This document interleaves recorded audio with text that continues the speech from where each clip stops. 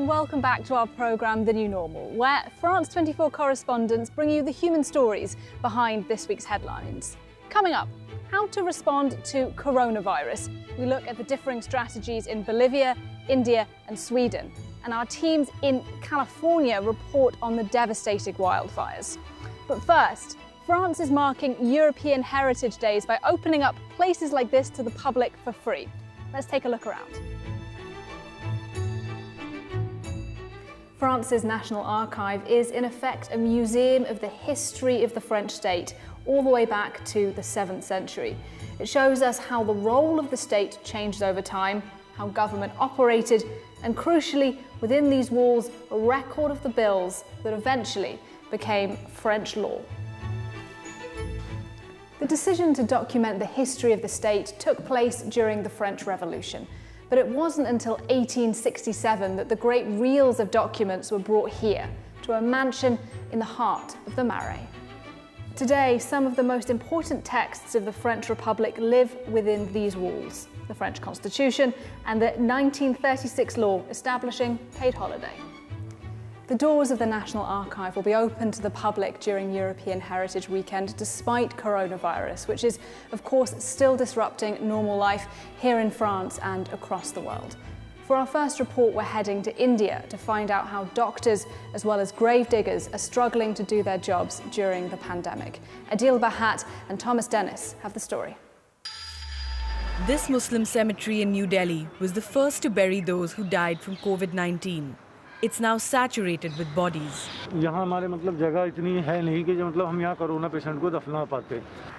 The cemetery team must dig in an adjacent vacant lot to deal with the increasing number of deaths. दिया तो खैर हमको बहुत छोटा था, लेकिन जब शुरुआत में डेड बॉडियों की जब तादाद बढ़ गई ना, उसकी वजह से फिर हमको बढ़ाना पड़ा। ये अब तक ये लगा लीजिए 5 महीने के अंदर 562 डेड बॉडियां हैं दफन हो चुकी हैं। 25-30 कब्रों की जगह रह गई है, बाकी तो ये पूरा आप देख सकते हो सारा भर चुका है। Limiting the number of deaths is the primary goal for the Indian government, which is now actively reaching out to people. आपका कोविड पॉजिटिव आया है, ठीक है? घबराने की बात नहीं है, कुछ नहीं होगा।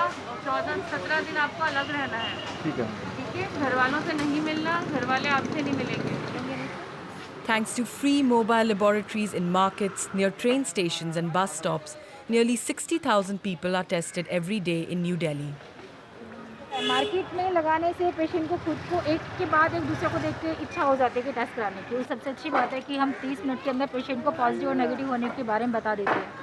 India's only hope of stopping the pandemic is the discovery of a vaccine. 2 are currently in the testing phase in the country. The hospitals are already getting full. So we are not looking before 3 to 4 months that the vaccine will be available to general public. If the cases continue to rise like this, obviously the healthcare resources will be limited and we may have more mortalities in coming time.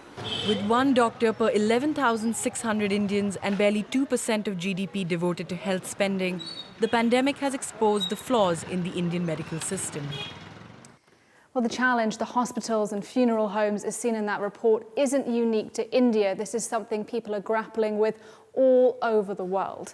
In the Bolivian capital, La Paz, a new cemetery is being built, and they're even considering temporary portable crematoriums. Our reporter, Mary Vaca, has the story. Families mourn their loved ones in La Paz Cemetery. The number of funerals here multiplied by 5 during the height of the coronavirus crisis in July, going up from 450 to more than 2,000 per month. A surge that has left this cemetery with 100,000 plots at nearly full capacity. Hemos tenido 2.150 servicios aproximadamente, de los cuales 250 han sido cremaciones y como 1.900 servicios de entierro. Entonces, en cuanto a la capacidad del cementerio, hemos podido atender este pico. A situation that won't last for much longer. Local authorities are planning to build a new cemetery here near the neighbourhood Pura Pura, but the majority of residents are against the idea. One solution could be cremations.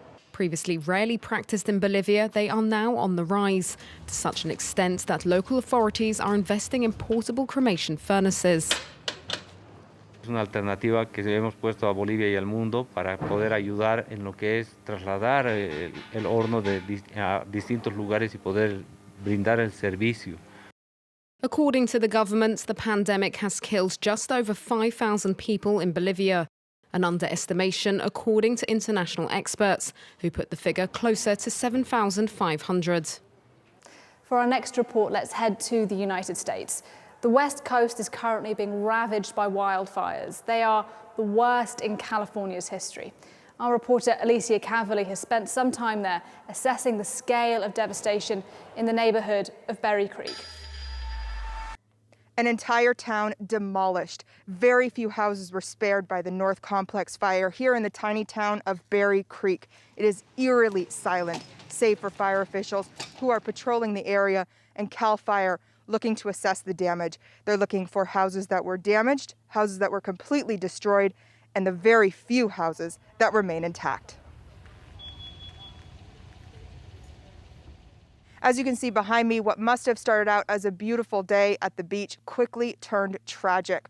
With flames spreading at 2,000 acres an hour, people had to leave all of their stuff behind and quickly get out of this area, but not everyone was so lucky. Among one of the victims was a 16-year-old boy whose family was searching for him for hours before police confirmed he was one of the victims of the North Complex fire. As you drive through the area, a thick cloud of smoke layers the road and makes it impossible to see more than 20 meters ahead. Close to the edge of the evacuation zone, some residents have decided to stay to defend their home. Oh, well, we're doing all right. Chip Frink is one of the people who decided not to leave. He's had to get creative since his house hasn't had power for almost a week. So that's the generator that's been keeping things going in the house. Despite the threat to his home every year as the wildfires continue to get worse in California, Chip has no intention of moving away. You learn to live with the hazard. The cars are packed, but I think life is full of those kind of risks. We take them all the time. You know, driving is pretty bad risk in some cases, you know what I mean? So it's just a matter of what you choose to live with and what you want to avoid. Unlike the 2,000 families who have lost their homes in the North Complex fire, Chip has managed to keep his intact, but it's still just the beginning of fire season on the West Coast in America. For our last report, it's back to Europe and back to the question of how to respond to coronavirus. The Swedish government has taken a very different approach to other leaders on the continent. No lockdown, no mandatory masks. Instead, conversations about individual responsibility and herd immunity. It's been a controversial approach, but has it paid off? From Stockholm, Catherine Norris-Trent and James Andre report. Enjoying sparkling sunlight on the outskirts of Stockholm. Swedes making the most of the end of summer. Among them, unafraid and unmasked, are many elderly people. Walking and playing golf and met friends. I think it has been a pleasant time anyhow. See, in Sweden we don't have so many cases. Vive la liberté! In Sweden, there's anti-COVID advice, but few rules. Wearing face masks isn't compulsory. This system relies on self-discipline. Keep your distance, wash your hands. That's what we are going after. Swedish people listen. They do what they're told, most of them. A light touch strategy many here see as more sustainable. Keeping it as normal as you can. I think you have the strength to last longer, actually. People get tired, and I'm not sure they can go on forever. You cannot stay at home forever. It's not possible. So at the end, I think it was a good strategy. This is the city centre of Stockholm, and it's almost as though coronavirus never happened. It's bustling, and there's not a face mask in sight. New infection rates in Sweden are down to around 300 a day, proportionally 20 times lower than in France. You can even find a new type of COVID tourism here. We escaped from the mask situation in Germany, and we can here sit in the cafe without a mask or going around without a mask, and it's wonderful to see the people laughing and smiling. This freedom, though, has come at a cost. The COVID death rate in Sweden is around 10 times higher than in neighbouring Finland and Norway.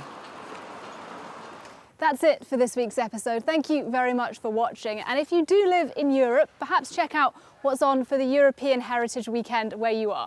Failing that, though, have a look at these images and we'll see you next time.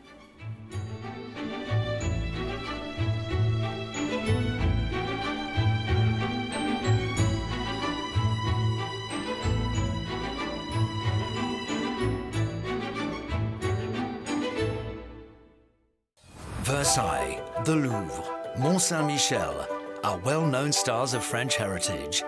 But French genius and France harbours many other hidden treasures. The arts, gastronomy, architecture, as well as nature's wonders. Come along with France 24, discover France's living heritage.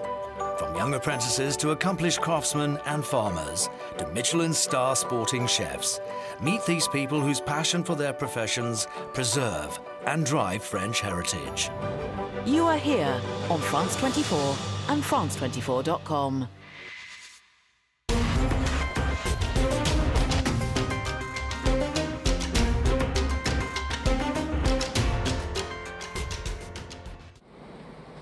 Located in the west of Ghana, the port city of Takoradi is a hub for transportation businesses.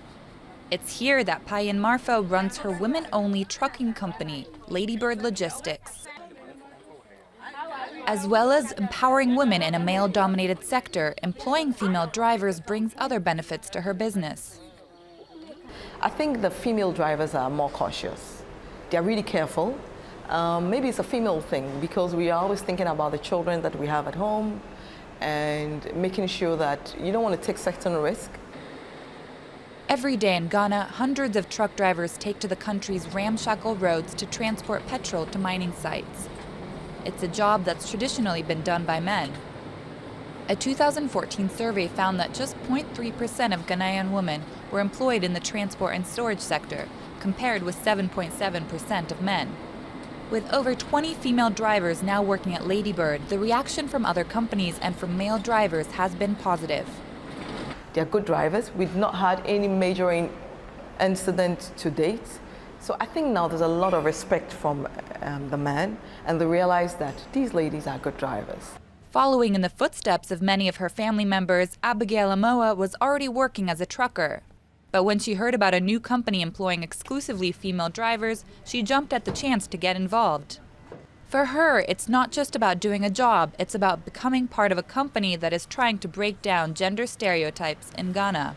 So I feel so proud because it helped me a lot. So I'm encouraging other women. You see, we have companies, but all female. That's the first time in, I think, even not Ghana, the whole world.